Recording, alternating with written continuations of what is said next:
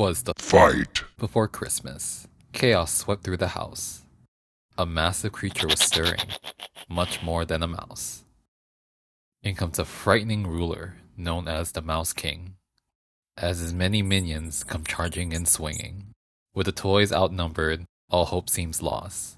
The Nutcracker shall save us at any cost. Join me in my process of how he was made, with sculpting, painting, and other tricks of the trade.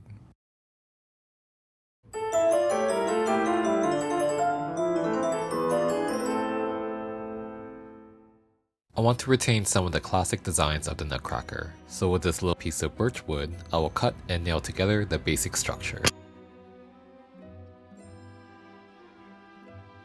With some wooden beads and sticks, I can make the arms. I plan on giving one of these some movement, which I will touch on more later on in the video. As well as making the traditional mouth function, even though this will be non-functioning for its original purpose, like most modern Nutcrackers nowadays.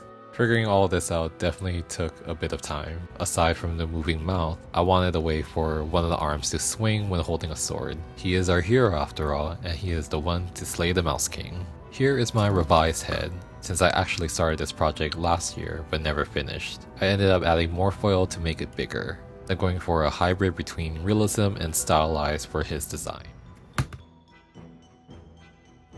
As you can see, I kept the head of the Nutcracker and I made the head big to accommodate for the mouth. It's the most important feature to make it a Nutcracker.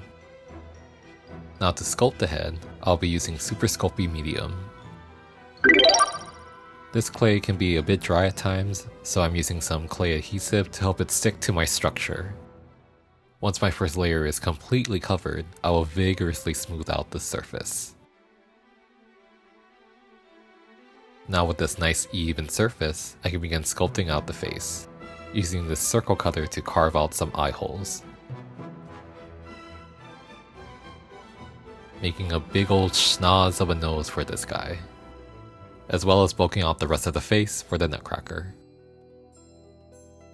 For the design of my Nutcracker, I drew a lot of inspiration from two films. First from 1986 titled Nutcracker, the motion picture.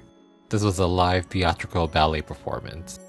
And the second one was a Russian animated film from 1973, simply titled The Nutcracker. I really liked how both designs were very unique and had their own original takes on this beloved character. So for my spin on this classic character, I wanted a hybrid between realistic with some whimsy and a cartoonish style at the same time, as well as something kinda creepy to match with the dark theme I did with my Mouse King character from last year. Back to the sculpting, I will now focus on the ears, which is one of my least favorite things to make if I'm gonna be honest here. I just find making human ears very challenging to get right, with it being such a minor detail as well. Just in case I end up not liking it, I do plan on hiding most of this with some faux fur hair anyways. Just need something to look passable. Here's a revised version of the torso. I bulked out the sides with epoxy clay and shortened the length overall, removing all my wires for now so I can start attaching the head onto the body. Using up the last bits of this leftover epoxy sculpt, with equal parts of A and B mixed thoroughly. Also connecting the lower body I had made prior. Once it's all connected, I'll let this cure overnight.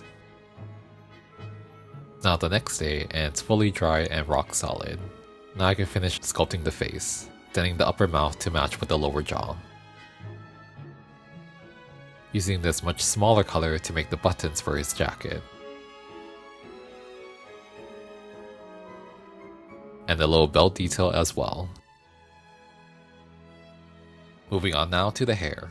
I had cut off this fur trim from an old Santa hat I had lying around. I plan on painting this a different color later on, attaching it on with some tacky glue.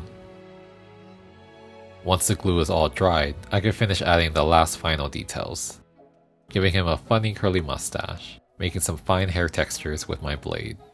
As for the arms, I'm adding some white cuffs to the wrists. Since he dons a military or royal type of attire, I want to include epaulets as well. To save me some time and effort, I used these tiny water bottle caps and just stuck them on with some glue and clay. Since our Nutcracker is a prince, I will make him a crown. This paper cup should work nicely. Then it's just measuring and cutting out the basic shape.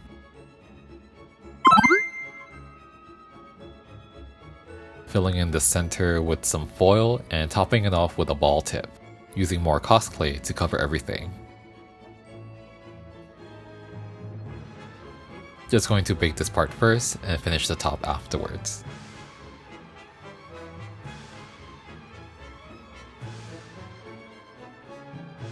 Everything is looking nice and even, so let's bake it again. Then I can check the fitting to finish up the eyebrows.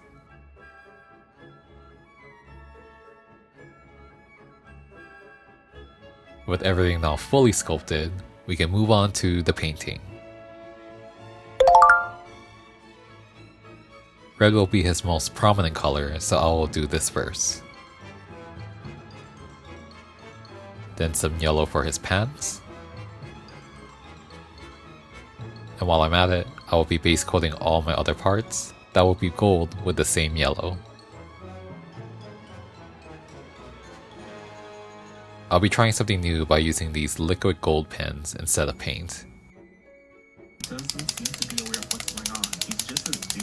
The coverage for these is actually quite good, and I love the fact that it dries very quickly.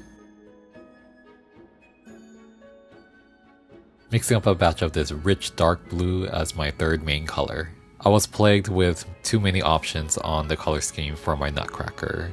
Ultimately, I settled on the three primary colors, red, yellow, and blue, since I love the harmonious balance and impact when these colors are paired together. Plus, it reminds me of those vintage wooden dolls or puppets that often follow a similar color scheme.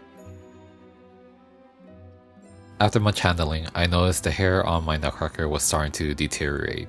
So sadly, I decided I needed to remove this and reapply the new hair at the very end.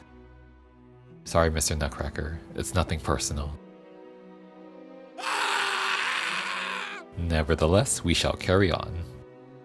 Drew on some guidelines where the length of his boots will be, then to carefully paint this with a basic black, as well as his belt. I can finally move on to my favorite part, painting the face. Just gonna lightly touch up the edges a bit. These areas are gonna get covered up anyways, so I don't have to worry about them too much. The rest of the head will get about 2 to 3 coats to get an even coverage. Whiting out his big bulbous eyes, as well as his teeth, also hitting the gaps between his teeth with some dark wash. With this fluffy flat tip brush, I can quickly stamp on the iris, and touching it up with a smaller flat tip.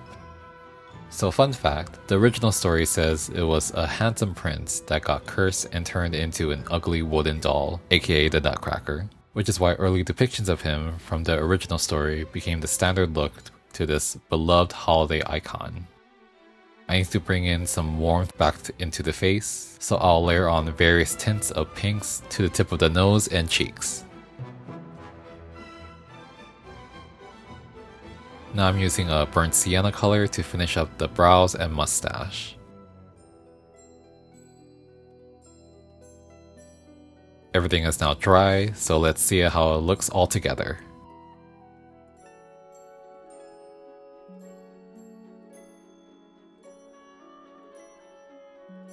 Nice, everything is working beautifully. Some final finishing touches are some gold trim I will add to the edge of the epaulettes, and a black base. I found this soft and very thick fur from my local fabric store, which I think will be a nice alternative to the white I had originally used. Sealing it together with the good stuff this time.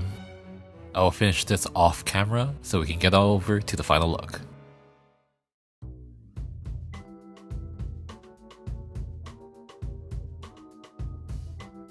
This actually turned out better than what I had originally thought. I had started this project over a year ago, and after sleeping on this build for a year and coming back to finishing it now, I'm thrilled with the revisions I made from my original design. But what do you think of my ugly and slightly creepy take on the Nutcracker? Let me know down in the comments below. If you enjoyed the video, remember to give it a like and consider subscribing for more videos like this in the future. That's all I have for you today. I want to wish you a very Merry Christmas and/or Happy Holidays, and I will see you in the next one.